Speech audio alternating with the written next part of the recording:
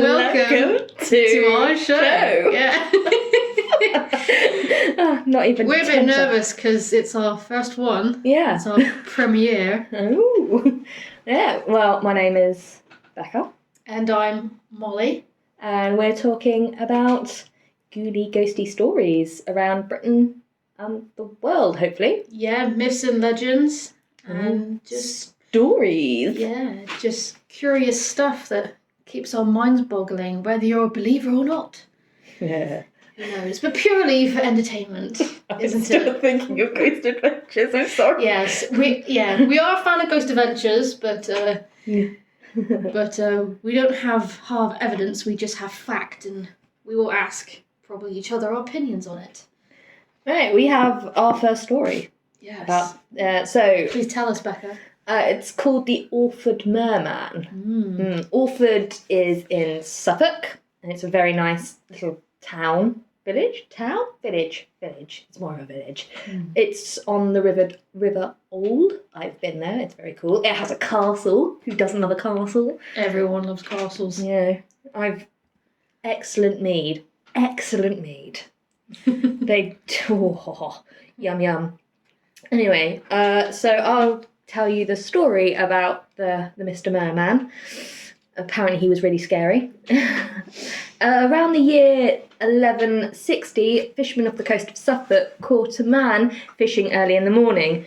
The man was thin, hairy, and gaunt, and the top of his head was completely bald. The man did not speak any language, or perhaps could not speak. He showed no understanding of the English language, or any language for that matter, and he remained completely silent. Good on him. I wouldn't like anyone talking to me while He became mute then. Yeah, he was a bit tongue-tied. In the words of Ralph Cogshaw, Orford fishermen there happened to be fishing at sea and caught a wild man in their nets. He was handed over to the constable and...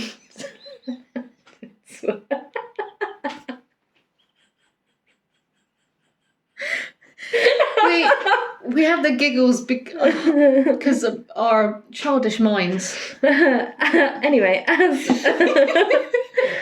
a curiosity, and he was completely naked. Nice. Ooh, good, nice. And showed human form all in his body. Nice. Confused and superstitious, the fishermen took the man to the village of Orford and to the castle. The castle was built by Henry II, and towered over the town. The man showed no understanding of any form of communication.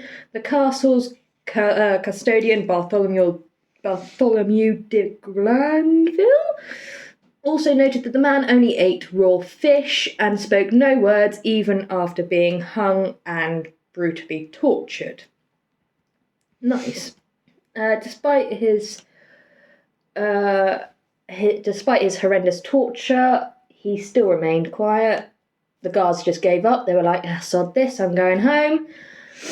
One day, Mr. Gladville took the merman to the local church. However, the man showed no reverence or familiarity to the sculpture or any sort of service that the church provided. This led to the suspicion that he might be in league with the devil. Ew, it's always the devil. Why does he not just go somewhere else? You're either a devil or a witch, aren't it? Yeah. That's how it is. Yeah, but even if you're a witch, you're still, a lover of the old devil man. The old red man in a cape. It may not sound like Nacho Libre. I thought he had horns and a tail. But... One day, Gladville decided to let the merman go for a swim. Stupid. Illogical. Why would you do that if you think he's a merman? Giving him freedom. Yeah. Like, what about this fishy man? Let's just let him go for a swim. Nothing could possibly go wrong here. Dun, dun, dun. God. Anyway, he went for a swim, and the Guy, as a precaution, he had large nets dropped across the entrance of the harbour. Despite these efforts to keep him prisoner, the man swam so easily under the nets and out to sea. It was rumoured he swam just out to sea, watching the guards on the shore, before he finally dived and was never seen again. Dun, dun, dun. So, what do you think? It was... I mean, back in those days, you know, there was tons of either fact or exaggeration, but I do find it very interesting, especially how he was described. But, I mean, this merman doesn't appear to be stupid, because he was very... he was able to go free in the end. But I think for the townspeople, it must have, if it did happen, it must have been quite alarming to see a creature or human form in that. And especially found at sea. Yes. I mean, it's sort of covered in Pirates of the Caribbean 4. Yeah, I kept thinking of that. Yeah, I'm just sort of like... It must have been fascinating to some other folk. But then I kind of think what happened, like, in my opinion, if this story were true, I'd say, like, someone, not from round there, obviously, like, someone from, like, I don't know, Spain or, like, I don't know, further away, as it were, was probably, you know, probably dumped offshore somewhere and didn't know the language, didn't really speak at all. So, and the fact that, you know, he might have had what's it called? There's a condition in which the body doesn't feel any pain. So he could have had that, The nerves are and numb. nobody knew it. Like, obviously in those days, if you didn't have any feeling in your arms after being tortured, there was something wrong with you, which nowadays we can explain as like a medical thing, but you know, back then everyone's a bit like, you're a witch. But I think though it was probably likely that he probably didn't feel anything because he probably had some sort of medical thing. They just found somebody that might have been washed overboard during a storm, or somebody that was thrown off. Like, get off my boat! Like, horribly disfigured. Yeah. I mean, like, if you say, he could have been a fisherman from, say, like, Denmark, Sweden, somewhere like that. Yeah. Been out at sea for a couple of days or so. Just probably swept off board, you know. Didn't speak because he probably knew that the moment he spoke, they would have thought him a heathen, as it were, and, you know, tortured him anyway. He knew he was going to get tortured, so what's the point in speaking? I mean, there's no comment about his, I mean, obviously hairless, but never mention of fins or gills, or... Which ordinarily you'd think with that would merman. be one of the first things you would notice. Yeah, I suppose, yeah. You know, like, what we think of mermaids come from, like, the Greek explanation for things like sirens are very close to what we would call. Yeah. But, you know, it's a bit, I don't know. I think we have, like, this perceived idea thing for media and things like that, like Greek mythology with, you know, mermaids having fish tails and everything like that. And then you've got, like, the Little Mermaid that's sort of, you know, Disney's capitalised on. Because that story is freaking awful. The actual is it Hans Price? No, it's not Hans Price. What's his name? Hans something. Hans Gruber. It's Gruber. Well, most of mythology is on female mermaids, but it's quite rare for a male merman. But I think though, like, the personification of Poseidon, he always has fish tail, like fish. He's a male specimen, but he has the tail of a fish or a dolphin, which is quite interesting because we always seem to have that fascination between what is man, what is animal. So we have things like centaurs, we have what are they called? Satyrs, we have, minotaurs, and then we have mermaids or sirens, where they are half, animal and half beast. Sea creature.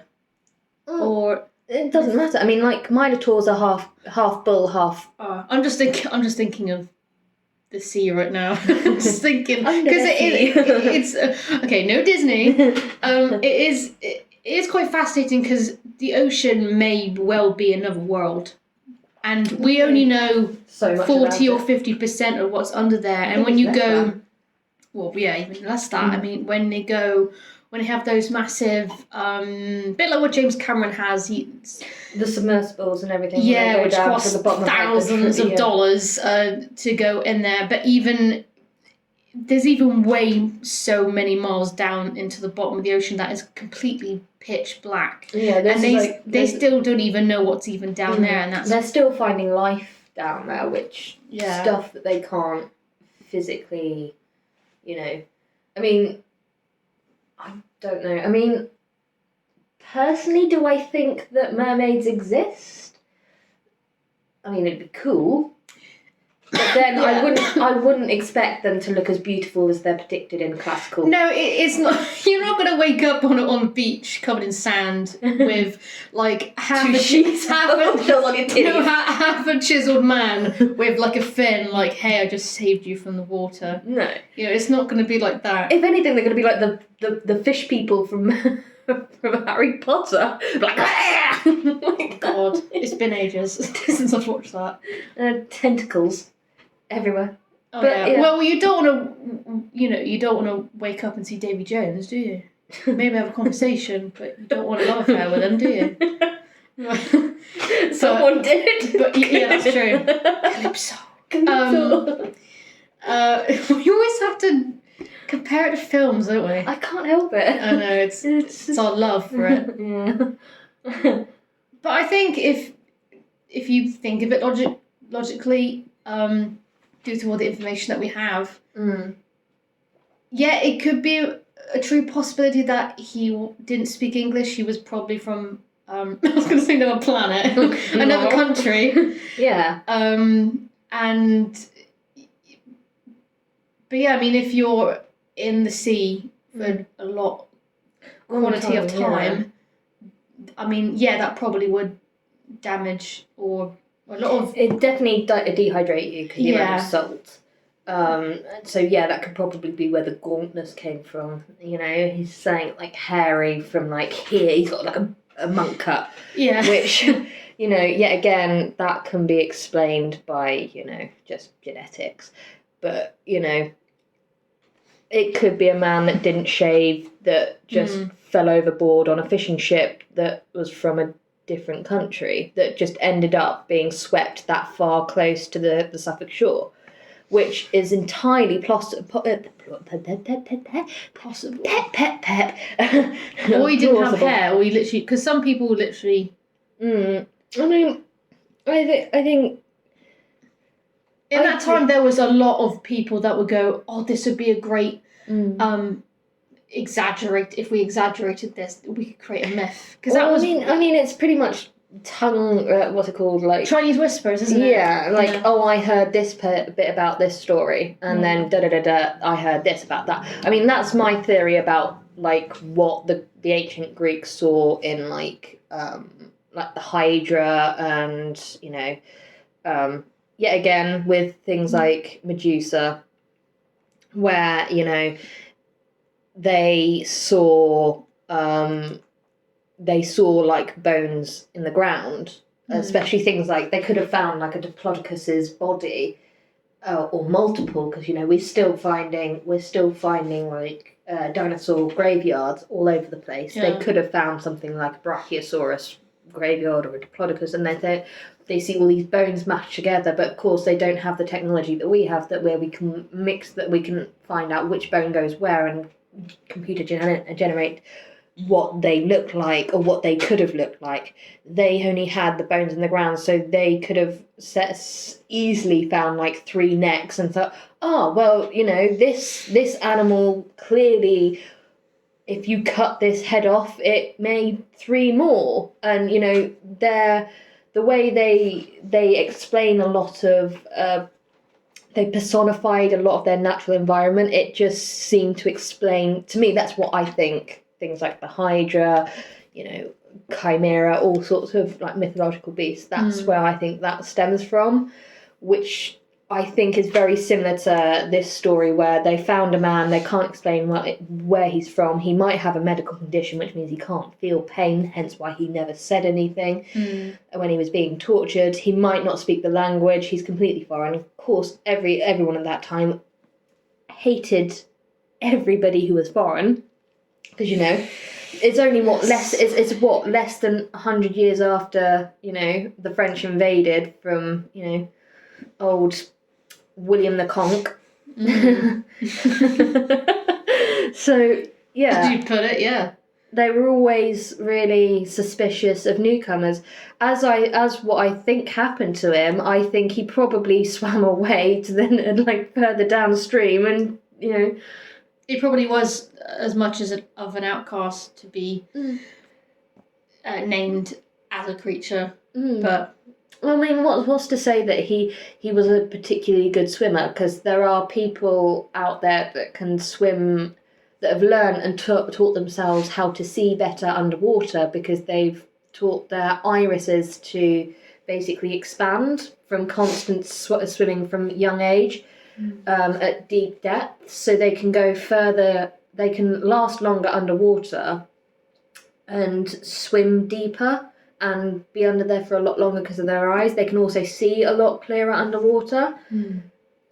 So, you know, what's to say that this person didn't do the same thing? Because let's face it, most fishermen are usually, well, you'd hope, are pretty good swimmers.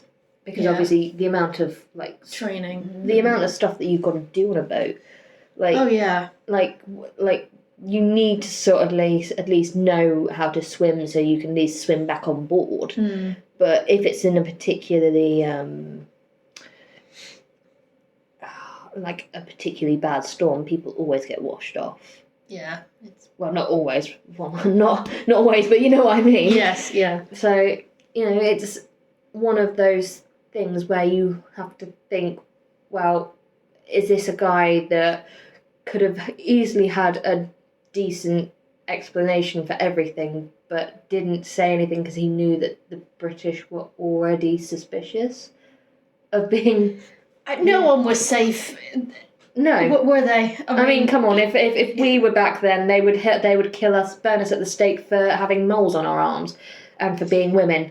But, you know... If we're good swimmers, you know, oh, you're a witch, you know. Yeah, you're a merman. It would be so many excuses to brand us. Yeah, yeah. And, you know, like, at least this guy had the sense of being a man back then. It's not the same...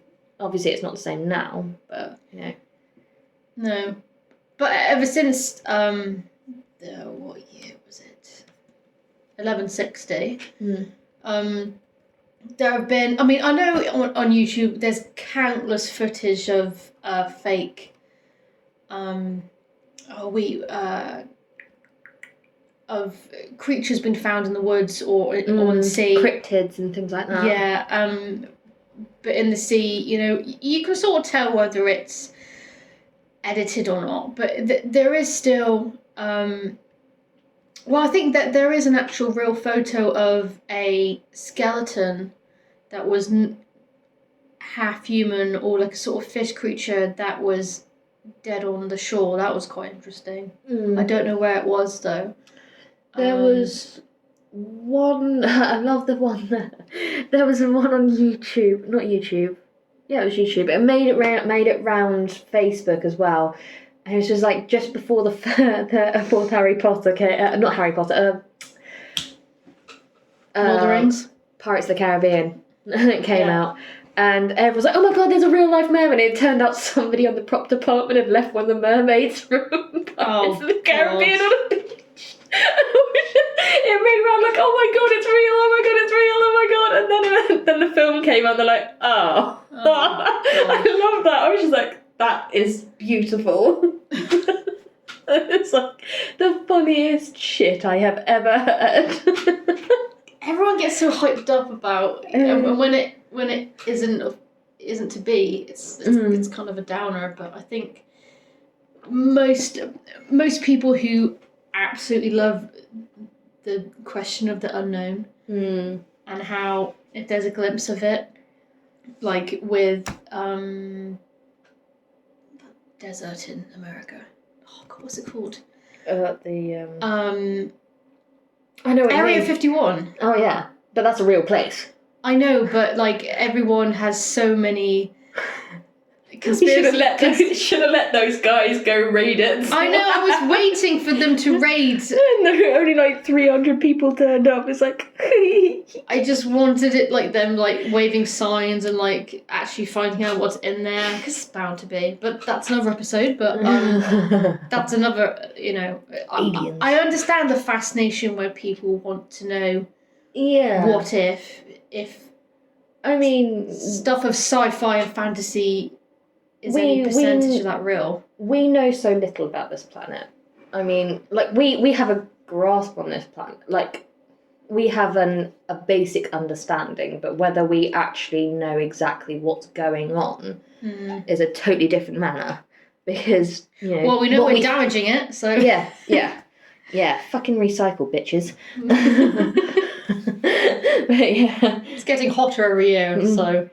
Yeah, but it's getting hotter later. And it's like, no! We need winter. My birthday should be wet. That sounded really dirty. Of course it did. I don't mind. Jesus Christ.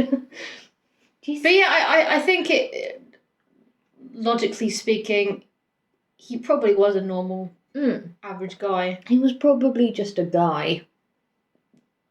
Just cruising, chilling. Cruising along the waves with a pina colada. He's got a pina colada and a freaking float on the like an umbrella in his ear, just like he's got the Ray-Bans on and he's just doing like a he's on a unicorn floaty. He's like, bastards have got me again. How dare they? Better stay mute. Oh no. I don't want to be interrogated. Oh no, they're gonna do it anyway.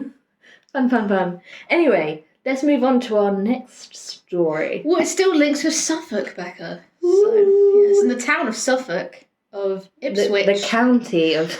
Yes. I'm I'm not very good at geography, guys. And it's late. There is a house, very rich history of hauntings, in the wee years of the 90s in 1997. There was... 1997 was at the end. What did I say? You said the wee years. I was trying to put some stank on it. A flower shop had sent out a special display for Valentine's Day. Ooh. Bore. One of the staff arriving in the morning noticed flowers had been rearranged on a doormat. Whoever decorated the mat must have been inside before the door was locked. But there was no one in there. A similar thing happened when the shop was decorated with flowers for Mother's Day. This time the flowers were taken and put back in their previous arrangements. This flower arranging spirit, is that what that says? Seemed benevolent enough, but a bit annoying. Someone working there was about to go home and put her ticket for the car park on the side of the staff restroom. She couldn't find the ticket. The rest of the staff helped. Sounds like my dad. Sorry, that sounds a really dark joke. So she's lost her ticket, couldn't find it, and then eventually decided it was lost because they left their colleague to try and talk her way out of the car park with the officials. And then another occasion, someone got trapped in the cellar when the door was stuck firmly closed and only unstuck a short while on its own. Oh, that must have been terrifying if it was dark. To be fair, I have that fear whenever I cover another store at work. But with no lights? No, because I've told you about the Bridgewater store.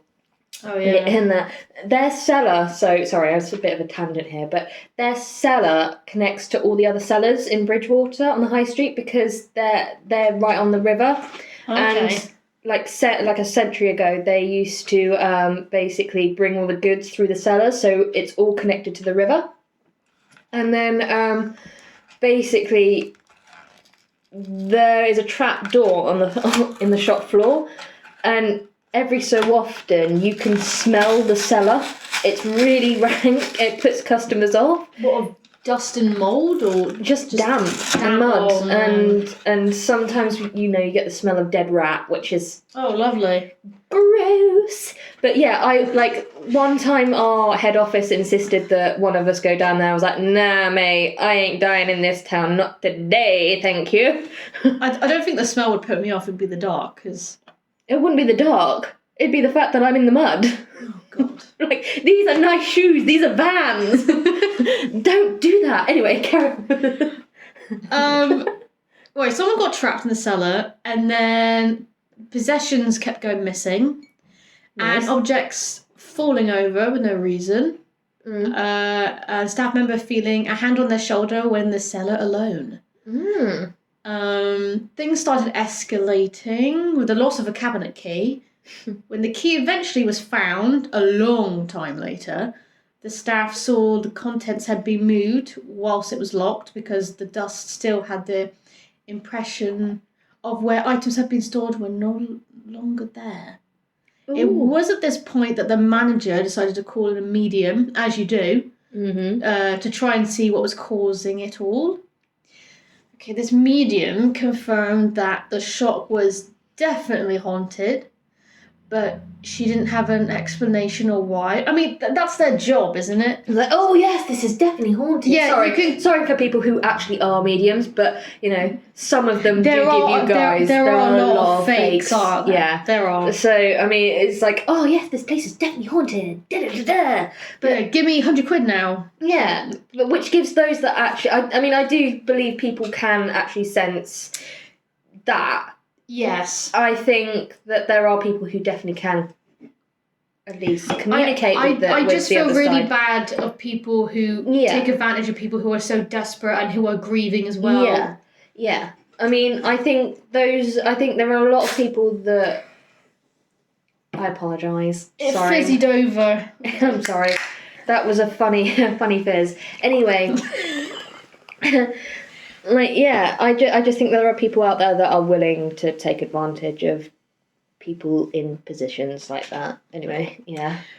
Well, I don't know if it's a man or woman. The medium received the name Lakeland. Well, like the clothes store? Sounds like it. But as this was the name of the shop, oh my God, that's so lazy. I'm just going to call it after your shop. Yeah. Local paper did a story on the haunting. Reported uncovered an interesting part of the history of the building.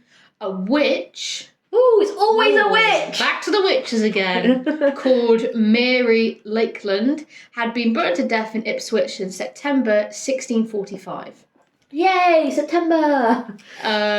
Mary had made a covenant with the Covenant. This is my eyes. I need my glasses. Damn my eyes! Should have gone to Specsavers. Damn your eyes! Answer the question. Answer the question, damn your eyes! Quote unquote ghosts. Made a deal with the devil in exchange for 3 imps. Sorry, like Tyrion Lannister? Two little dogs and a mole. 2 little dogs? Can I have a mole? Can we keep moles as pets? This is cool. I didn't know we could do that. Or a spy who's a mole. Sorry, I'm thinking of Tinker Tailor. You know what? No. Of course you are. Wait, it's gone out my... Wait, Wind of the Willows? No, I wasn't thinking I'm thinking Wind of the Willows. No, I was thinking Austin Powers. Oh, yeah, thank you very much. Yeah. It's an ongoing joke because my name's Molly. People like to say mole repeatedly, like in Goldmember. Yeah, thank you. At least you haven't got a stick to poke at me. Okay. Next episode. Tick. It was recorded she had bewitched her husband, who died quickly afterwards. Maybe he was just ill. Maybe he was on the bottle or had too many whores. You know, you just don't know. Okay, he must have caught something. Who was that Chinese emperor? Okay, be careful there. Chinese emperor. Basically, he fucked himself to death. Well, he didn't fuck himself to death, but he fucked. I was going to say like that MP. Julian. Order! How dare you! It's not about the cheese, it's the bun. Why blame the wife of everything? It's always the wife. It's always the If it's not the wife, it's the butler. Alright, after this, a man called Mr. Lawrence and his child also died. I knew a What Lawrence. were they, neighbours? What? I knew a Lawrence. My godfather's called Lawrence. Well, Steve Lawrence, but... Steve! Like my dad. Mary had learnt them 12 shillings, but they did not repay her when she asked for it back. So they're accusing her of cursing them. Yeah, She made a curse at them. Of course they do. Of course they do. Mother Lakeland then confessed, brackets, to the burning of a new ship because the master had been a lover of one of her grandchildren but had given her grandchild up for another. How old is this woman? She must be quite old. Or at least past her prime. Let's not involve this. Past Ole. Cafe Ole. Lids for you. All these crimes were meant to have been carried out with the help of the imps given to her by the devil. So her little companions are 2 cute dogs and a mole. And 2 little men. 2 little men. That's a weird image to think about, isn't it? There's like an old cripple. Just an old lady with 2 little. You know that picture in Paul when they're like we're just 2 regular sized men walking down the street with a small cowboy. I can just. I see that with 2 little boys and an old lady. Just picturing like a crippled old hag and like 2 little Tweedledum men. And with 2 dogs holding either side, and then she's just got a mole. That's in a a weird gang to be part of, isn't it? The Ipswich Mafia. Yeah. Hey, you part of the Ipswich Mafia? Come down the corridor. Ipswich. You said Ipswich. That is really good. Whatever. That's a good pun. I didn't think I was good at puns. Where was I? All the crimes were meant to be carried out with the help alongside the devil, as you do. However, the journalist couldn't think out why all of a sudden Mary had decided to come back after all this time. Finally, he uncovered another piece of the puzzle. Supernatural Ipswich. Am I saying that right? Yeah. By Peter Jennings, discovered in about 1651. It was said that King Charles II had hidden in what is now the house a secret room that had been sealed off for over 150 years and was found in 1801. Ooh. I'd love a secret room. So would I. Just keep your stash and extra alcohol in it. I would keep all my Star Wars stuff. Stuff that you've stolen? No, my Star Wars stuff that I'm planning to buy. Stole. No. I haven't stolen anything. Oh yeah, of course you're Star Wars. During the Civil War, the Puritan views were very strong in Ipswich, hence the hiding of the king from his enemies. Couple this with the fact that history now tells us that during the witchcraft revelations, some of the people who were condemned and executed as witches were in reality royalists who had been uncovered by a network of informers. That is really dark. Yes, I mean, it's naughty, isn't it? Naughty. Very naughty. Very naughty. Very against the Geneva Convention, but you know. Not like we had that then. Mary Lakeland could have been a royalist supporter who was tried and executed on a false charge of witchcraft. Well, most of the time it was false charges of I mean, Witchcraft. that's pretty much like Anne Boleyn and the extra finger I know. and everything. She was- and Elizabeth Woodville as well. She was condemned as a witch, even though she Was Joan wasn't. of Arc accused as a witch, or was she just because burned? she was accused of being a witch because Because she was smart. Because she was smart, strategical, and because she dared to wear men's uniform. Well, yeah. I mean, Elizabeth Woodville, she is my all-time, hero, because she is the first. As much as everyone keeps saying Kate Middleton is, no, she's not. It's Elizabeth Woodville is the first royal commoner queen, because she was just a lady. She was nothing. Stirring the cauldron pot. Yeah, sorry, I'm having a bit of a history lesson, because her mother was tried as a witch by Elizabeth's brother-in-law, the Duke of Clarence, and his cousin, Lord Warwick. Jacquetta Rivers got herself out of it by calling Margaret of Anjou, who was at the time Edward IV's enemies, who was Henry, his wife. So, and she used to be the handmaiden basically, of Margaret of Anjou.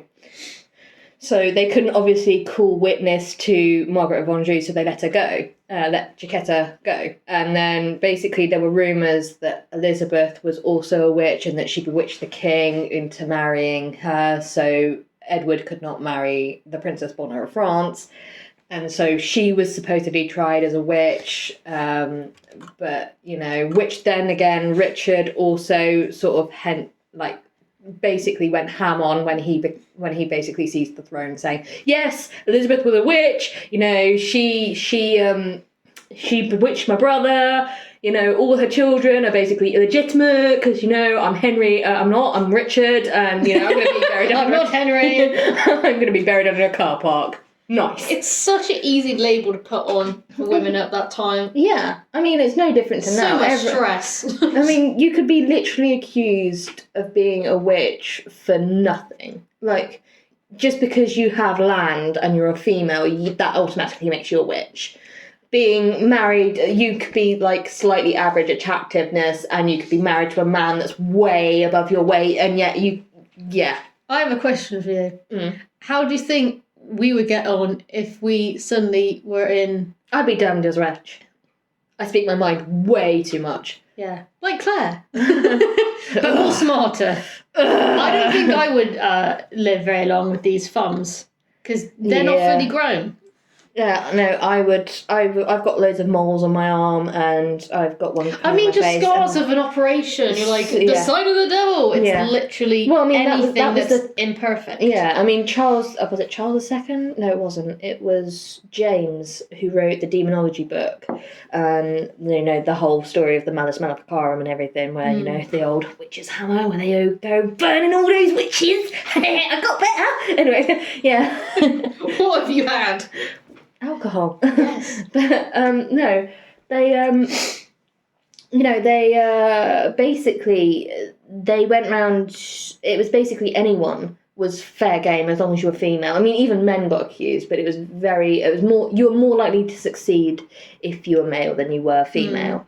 So, for example, I can't remember her name. Oh, there's somewhere up in Lancashire.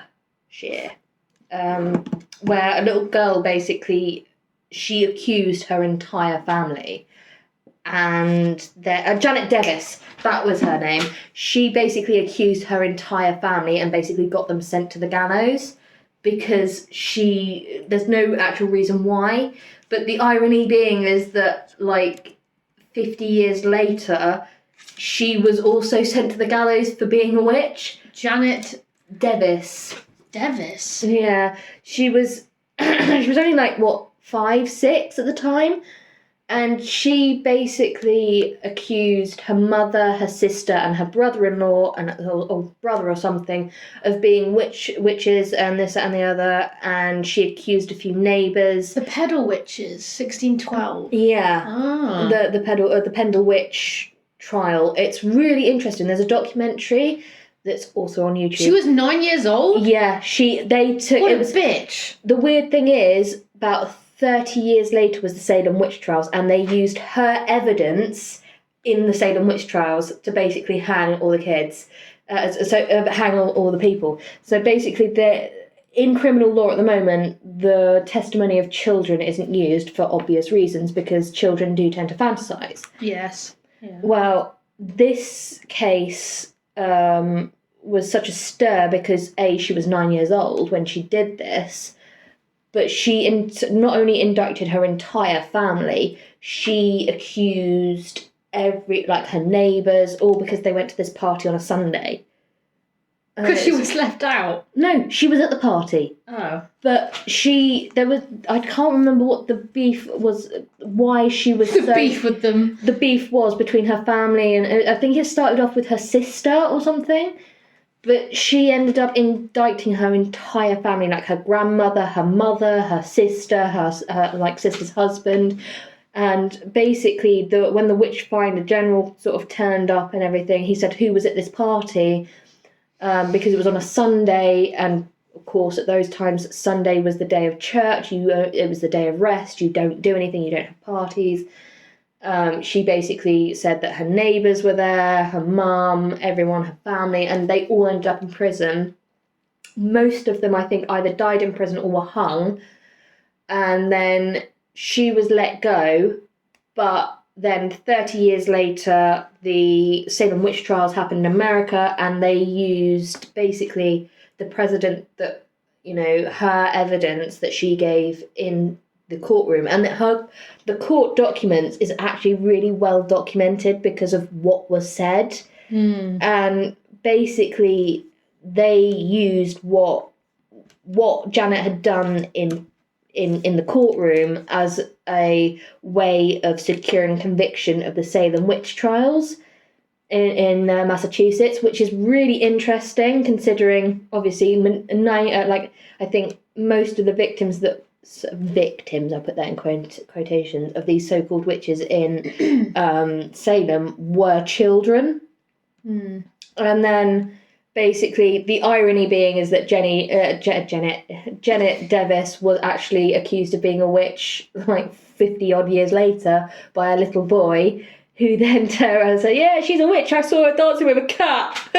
Her dog tried to eat me. And then he took me up into the sky and did some things. Anyway, but yeah, basically, I think it was all because this little boy was late home or something. So he accused her of being like in league with the devil. And I think she died in prison, or I can't remember if she died in prison or she was hung. I think she died in prison before she was actually hung. She holds a lot of grudges. Yeah. Well, I mean, I think the irony being that what she dished out, she got in return. Bit of karma for you. Yeah. I mean, back then you could just speak your mind if you're a female. I mean, I think, have you ever seen the show Good Omens? With David Tennant? Yeah. And it was a bit slow for me, but I did end up watching it. But yeah. You know the bit where they're talking to the Witchfinder General, and then that woman comes out with the book, and he's like, "Oh, I've been waiting for you," and she carries on, and she's got a nail bomb in there. Oh god. It's a bit like that. If you were free thinking, or you were a little bit quirky, a little bit odd, or even if you had what we would have, like what we medically explain now, they didn't have that at all. They just, like, if you're a little bit different, you're a witch. So, it was very difficult for women back then. Incredibly difficult. Yeah. Like, nigh on impossible. Like, how so many women, like, it's awful. You're just living in fear even before you're accused. It was basically mass control of females, because women were starting to go. We were starting to progress a bit more out of the old. Christmas is evil. Having fun is evil. We were moving on from the dark age of subjugation of the poor. People were starting to read more. So it was a way of institutions such as the church and the monarchy to basically hold down the poorer, which, to be fair, at that time, the poorest of England's community, especially England, Scotland, Ireland, Wales, most of them were female. So, I mean, it's in a way, it's no different from what the government are doing now. Sorry to get political, but I am going down this route, and yes. Well, you're way more political than me. Ooh, I don't know. To a T. But I mean, like how, what with everything that's going on, and how, the marches and everything that's gone on in, for women's safety and so on, the government haven't exactly happened to help it in anything. It's especially things like America, where they take the right of abortion, so on and so forth, and use that as a way of controlling women. It's no different. It's just a different way of doing things, where they can't call them a witch now because it would just be laughed out of court. They look at another avenue of doing things. Well, think of Alabama. Yeah. I mean, if they could go any more into the fucking Dark Ages, they would. I mean, good old home Alabama! Good old Handmaid's Tale. If they couldn't shag their sisters, they'd be shagging their dogs.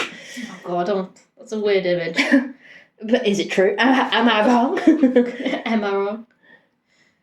Yeah, she believed Mary to be responsible for the death of her husband, and then basically the last of this is literally the house has been really quiet. Nothing else has happened after that. Yeah, I mean, they always say that, ghosts can sense a particular person, or they might find something that, is particularly, they might find somebody's that working in the shop or working in the house or something that they're drawn to and that they don't like. And so they start acting up, and that person leaves, and then they quieten down. Well, comparing to a movie again with one of the best films to watch on Halloween, The Others, is sometimes we sense them, sometimes we don't.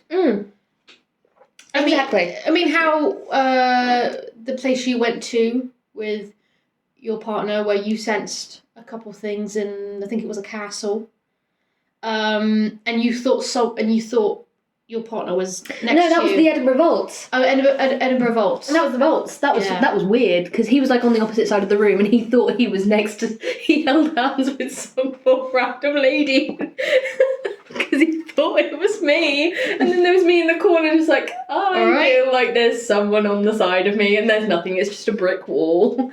But it was weird. It was like, if you haven't been to the Edinburgh Vaults, please go and see them, because they are so cool. I want to go to Scotland.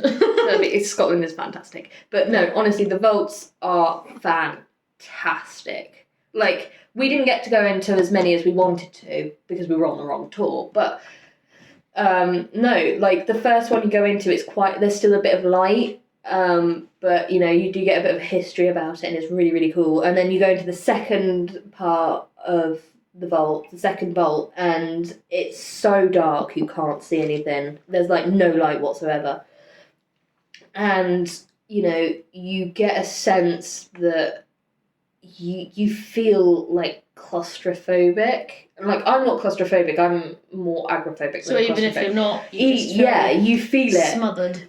Like, you can to me it felt like I was still in the 1800s with all the smog above me, and I could it felt like I was still in the slum that was down there. It was weird, because I was like, I don't feel like, I know they're not there, there's nothing there now, it's just like a little gutter and like cobbled, but it genuinely felt like I wasn't, like, even though I was alone in that little bit, like, I wasn't alone in the group, but, like, I felt like I was alone, but not alone, if that makes any sense. It was weird. It was a very weird sensation, but it was definitely worth it. It was just, I mean, I had a sort of similar feeling when I went to Auschwitz. Another dark place to go to, but very interesting. I think everyone should go to Auschwitz. That sounds really weird, but I think it's definitely one of those places that you need to go and see. It's not something you can really explain. I mean, you can watch as many documentaries and videos as you want. I mean, I did before I went, but when you're there, I mean, for me, my brain took a while to process. Like, I'm actually in the place where all this, terror happened.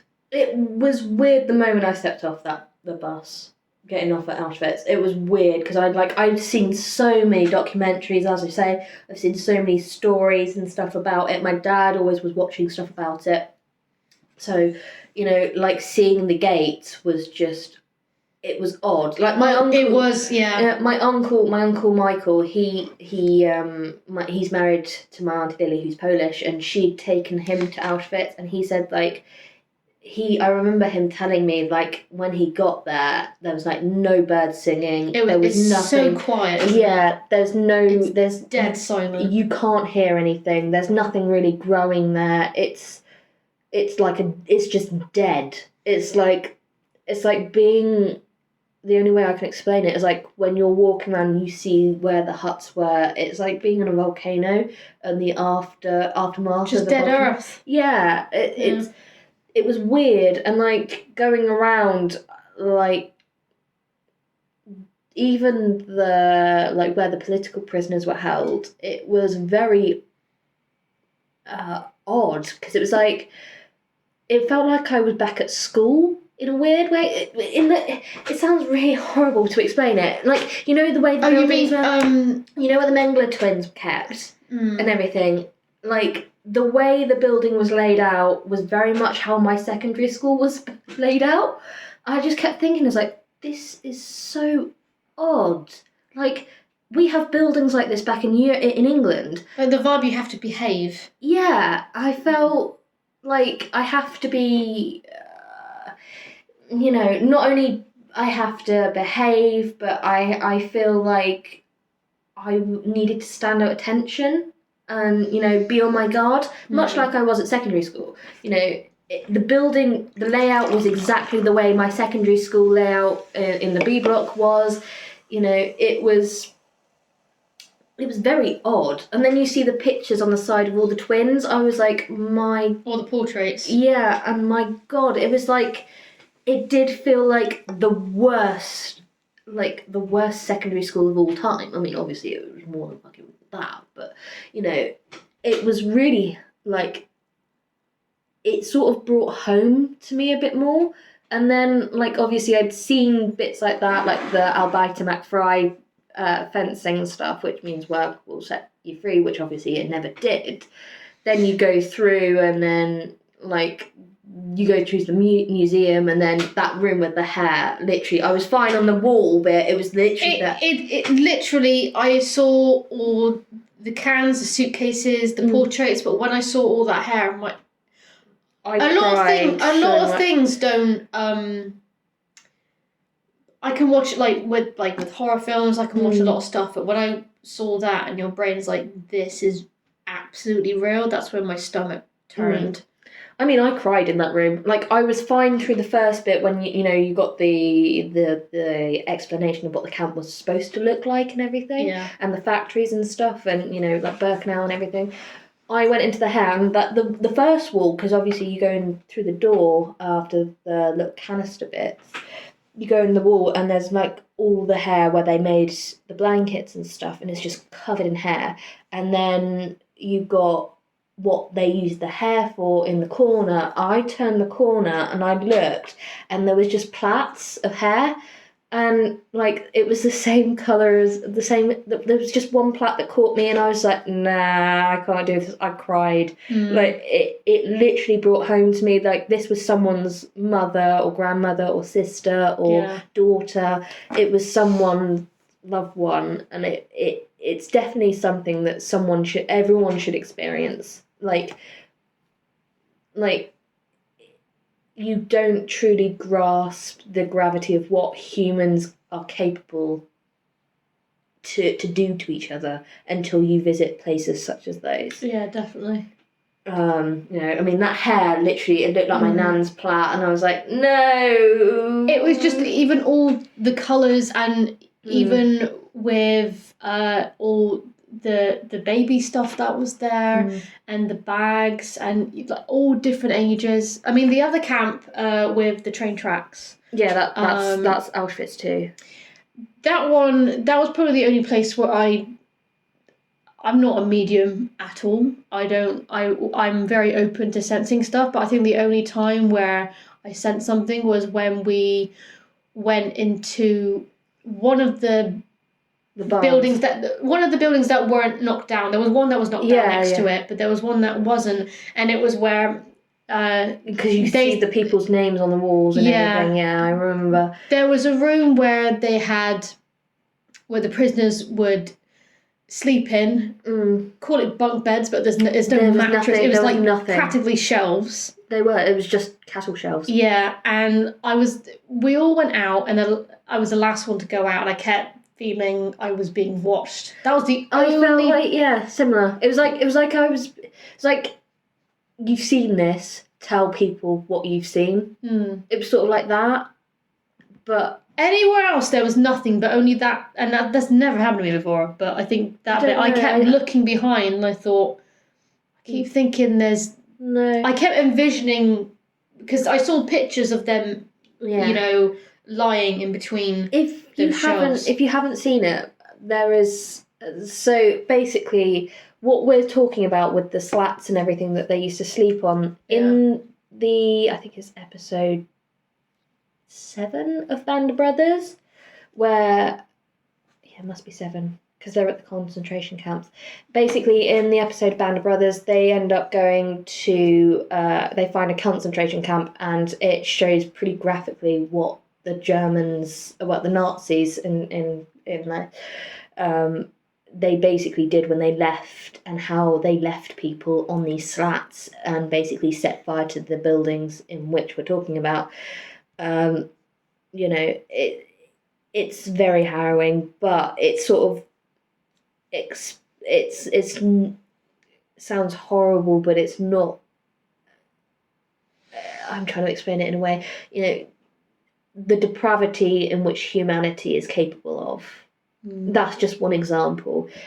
What happened to Mary Lake House is another. Salem is another. It's all because of we're better than you, which of course we're not. We're nothing. We're not any better than anyone else. It's there are some people that are obsessed with the competition of having the higher status and the higher superior. Yeah, and that's not on. People shouldn't be like that. No. We've gone very, very dark. Yes. On our first one. Yeah. And we're nearly an hour. Oh, nice. Well, we will love you and leave you. Any questions, just put it on the comments. Yeah. And please don't hate us. I'm joking. I don't care. Anyway. Bye. Adieu.